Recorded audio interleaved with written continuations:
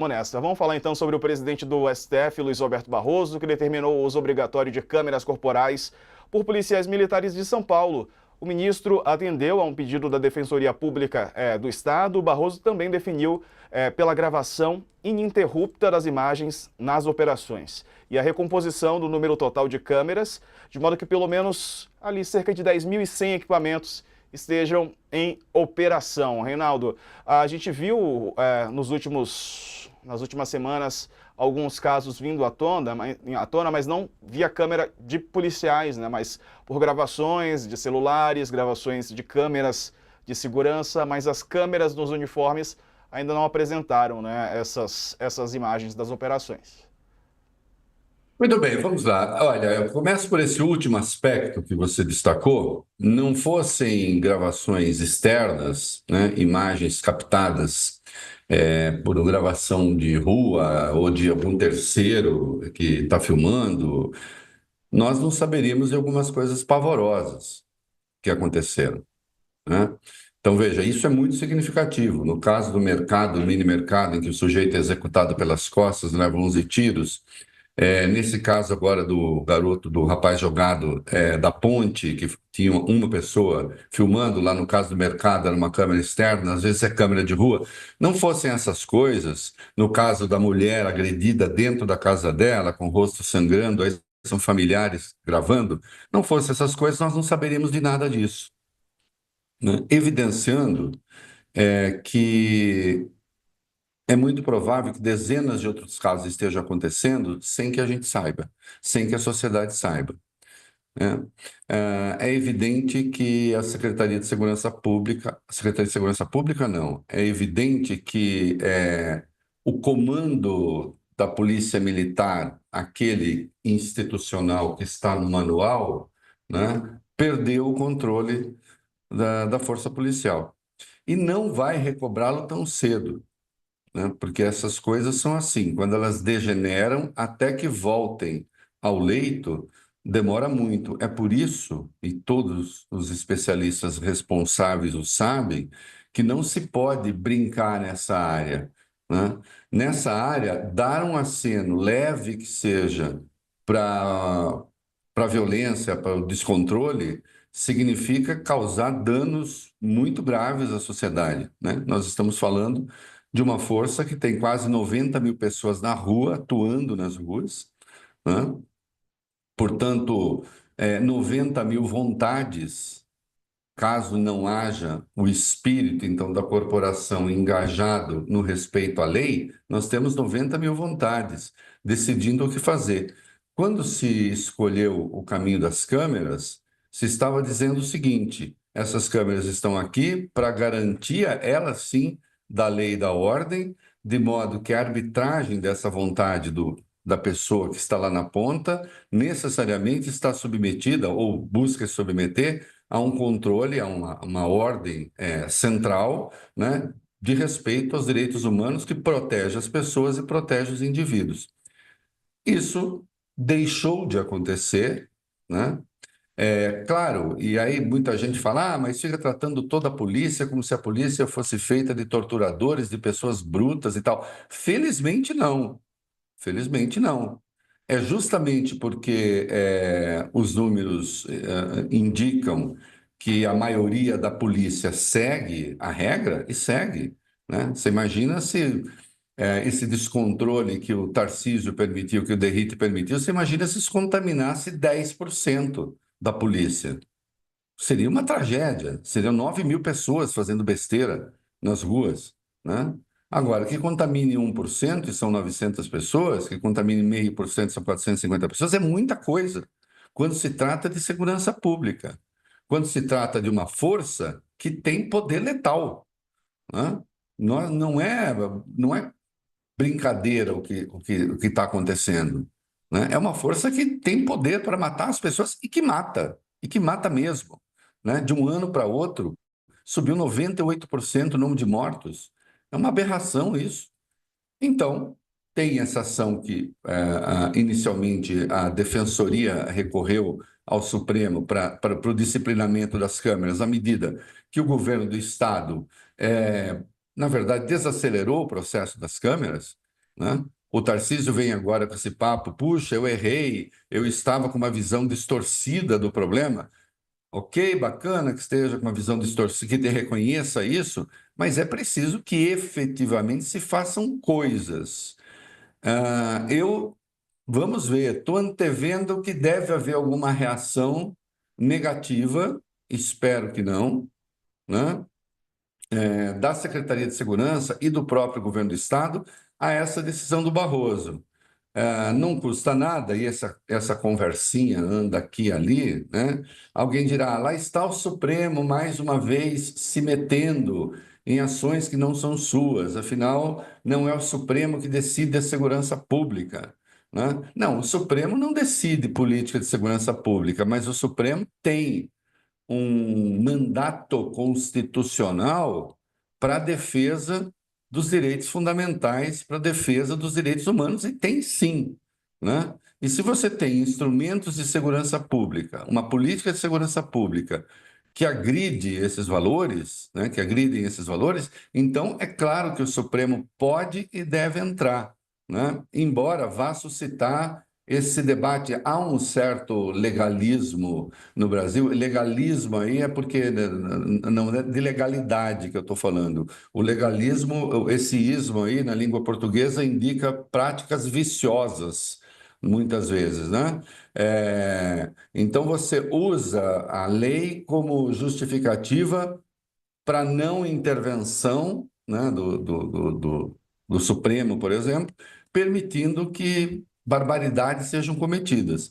Então, fez muito bem o ministro Roberto Barroso em tomar essa decisão, porque, veja só, acordos que foram celebrados com o governo, com o Supremo, não foram cumpridos, simplesmente. Então, há uma conversa de cerca Lourenço, como se diz lá na minha terra, nessa questão, quer dizer, fica ali um fala, desfala, não sei o quê, e não se deixa claro. Bom, afinal de contas, as câmeras vão filmar ou não vão filmar? Se você vai ter câmeras que podem ser acionadas pelos policiais, se você vai ter câmeras que os policiais decidem usar ou não, se que em momentos cruciais deixam de gravar aquilo que está sendo feito, ou então ficam gravando a casos relatados, a câmera está voltada para o chão. Se você tem isso, a câmera deixa de ter função, né? Agora, de qualquer modo, lembrar também que, veja, a câmera é um instrumento. Ela não é, ela não é uma política de segurança pública. Ela é um instrumento só, é um objeto. A questão é saber com que valor esse policial está indo à rua. Essa é a questão, né? O Reinaldo. Se o Tarcísio não demitir o senhor Derrite, eu tenho sérias dúvidas se haverá uma mudança efetiva de política de segurança pública. Porque, especialmente porque ele vem da extração que vem. Ele vem do bolsonarismo. Eu nunca vi, aqui não se trata de preconceito de nada, se trata de a gente interpretar o que eles são e a maneira como eles intervêm na sociedade. Eu nunca vi o bolsonarismo recuar, nunca ninguém viu, em nada. Em nada. Eles têm valores. E parte da força deles, né? E sim, eles têm uma força na sociedade, de junta setores, opinião, etc. Parte da força deles vem justamente de uma convicção que não cede a ninguém, não cede a nada, né? Então, por exemplo, direitos humanos, eles têm uma regra. Direitos humanos valem para humanos direitos. Que esse trocadilho infeliz que eles fizeram, né? E os humanos direitos são quem? Os humanos direitos são as pessoas que concordam com a gente, né? Aqueles que discordam de nós não são humanos direitos. Então não tem direitos humanos para eles. O Derrite, até agora, alguém ouviu algum recuo dele? Eu não ouvi nada. Eu vi a conversa de sempre, a resposta caixa, né? A resposta gaveta, como eu digo, faz lá um troço e responde: a polícia militar não compactua com violência, não sei o quê, a polícia militar não aturaremos que policiais destoem. Isso é uma resposta padrão, né? Mas ele continua, por exemplo, com um firme propósito de criar uma ouvidoria paralela. Aliás, eu peço às pessoas que acompanhem isso. Existe uma ouvidoria das polícias, né? E o Derrite não está contente com ela. Não está contente com ela e não podendo simplesmente descartá-la, ele falou: tá bom, então eu vou ter a minha, eu vou ter minha própria ouvidoria, que é diferente dessa ouvidoria aí. Vai ter essa ouvidoria que então é essa que cede à imprensa, que cede não sei o quê, papapá, e vai ter a minha ouvidoria, que então vai dizer as coisas que eu quero, né? Então, eu duvido muito que haja uma mudança de orientação enquanto esse cara estiver aí, porque o Tarcísio ele usou um truque maroto para manter o derrite, mas de qualquer modo, então convido o Ministério Público a prestar atenção ao que diz o governador, que ele diz: a responsabilidade é minha. Se houve alguma falha na mensagem que chegou aos policiais, então a culpa é minha. Quando ele diz a culpa é minha, ele está protegendo o seu secretário de segurança, né? Ele está dizendo, não, eu posso demiti-lo, mas ninguém pode me demitir. Eu só saio por um processo de impeachment improvável, né? Ou então no curso que houvesse de uma ação na esfera criminal com condenação e tal, e nada disso está no horizonte. Então, quando ele diz a culpa é minha, não é do Derrite, ele se coloca ao lado do Derrite, ele se coloca ao lado desse bolsonarismo ultra-radical que o Derrite encarna, né? Figurões da extrema-direita vieram a público, como esse lamentável Ciro Nogueira, presidente do PP, para proteger o Derrite, chamando inclusive de candidato ao governo de São Paulo, né? É, o Ciro Nogueira gravou um vídeo dizendo que nós da mídia estamos ao lado dos bandidos, né? Isso está lá, ele fez um vídeo, até comentei, botei no Twitter. Não, a mídia hoje que se coloca do lado do bandido, isso não é entre aspas, mas é isso que ele está dizendo. Ele diz: nós, né, vamos ficar ao lado dos policiais, e aí se solidariza com os policiais do Brasil inteiro, né? Como se então nós estivéssemos numa campanha, né, da mídia contra a segurança pública, contra as PMs e nos alinhando com criminosos, né? É muito curioso que gente que defende tese, que remete a Esquadrão da Morte, que remete a milícias, porque é disso que se trata, é disso que estamos falando, é muito curioso que tem o topete, o despropósito de acusar a imprensa de estar fazendo uma cobertura e tratando da questão como se nos estivéssemos alinhando com criminosos, né? Vamos ver que resposta eles darão a Roberto Barroso, mas eu lembro aqueles que tentarão dizer que, mais uma vez, o Supremo se assoberba e se arvora no exercício de um outro poder, que lembrem que o Supremo toma essas decisões com base em valores que são resguardados na Constituição, né? E a defesa dos direitos humanos e a defesa dos direitos fundamentais é o eixo da Constituição que temos, é a espinha dorsal da Constituição que temos. Essa Constituição tem uma espinha dorsal, é o artigo 5º, é o mais longo artigo da Constituição brasileira, né? Reinaldo, rapidinho antes da gente ir para o intervalo, só porque destacar um ponto, porque o Thales Faria trouxe agora cedo no All News primeira edição, que o Derrite pediu apoio, né, da família Bolsonaro, falou com o deputado Eduardo Bolsonaro, pediu apoio, disse que está sendo alvo de uma perseguição e deve ter esse apoio não só do Eduardo, como da família Bolsonaro. Ah, mas eu não tenho dúvida. Eles vão usar essa questão. É sempre assim, né? Precisamos, inclusive, sim, estar sempre muito atentos a isso, porque você se lembra que durante a campanha eleitoral, mais de 2018, de qualquer modo, na de 2022 também havia isso. Quanto mais a gente evidenciava que o Bolsonaro tinha ideias absurdas sobre segurança pública e questão de violência, mais ele as extremava. Que isso serve para eles ali como né, uma cola, né, um valor que os une, né? Então, esse negócio, todos somos Derrite, é uma das palavras de ordem para juntar os bolsonaristas, radicais, etc. O Tarcísio, na cabeça de alguns, o Tarcísio é aquele que, fazendo de conta que não, desafia o bolsonarismo. A minha leitura é completamente outra.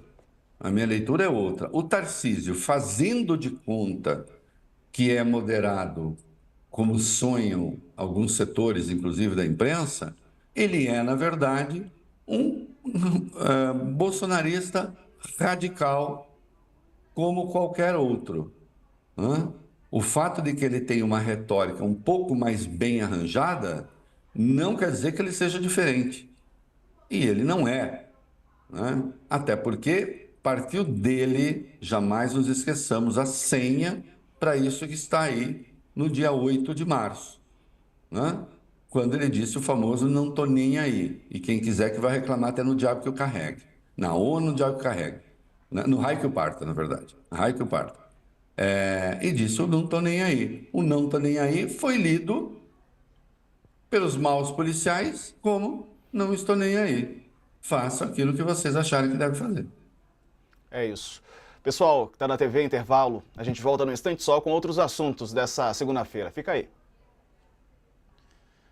Na internet continuamos ao vivo. Reinaldo, é isso, né? Agora aguardar os desdobramentos, está tudo meio aqui acontecendo. O Ministério Público, como você falou, é uma peça importante, né? Fiscalizador do trabalho da polícia. Vamos ver se alguma resposta vai ser dada, né? Alguma investigação, alguma decisão pode ser dada, construída também, né?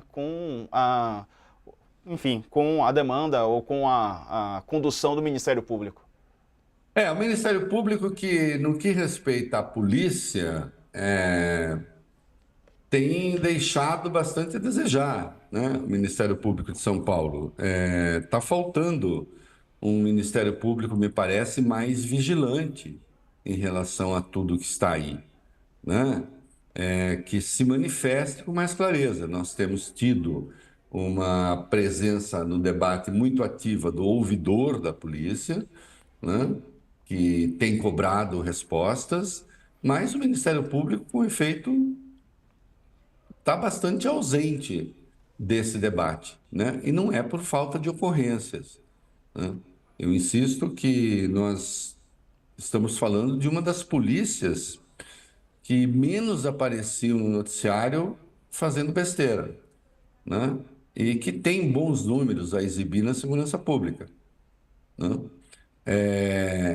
Os números, ainda hoje, você tem indicadores de queda de ocorrência, de violência, mas isso é no Brasil inteiro, não é só aqui. São 2 estados apenas que estão fora dessa queda. Então, na verdade, a polícia passou a aparecer muito mal no retrato, inclusive, daquele da democracia, né? Que é o que interessa. É verdade. Voltando aqui do break, a gente já vai falar sobre a situação do PT. A presidente nacional do PT, Gleisi Hoffmann,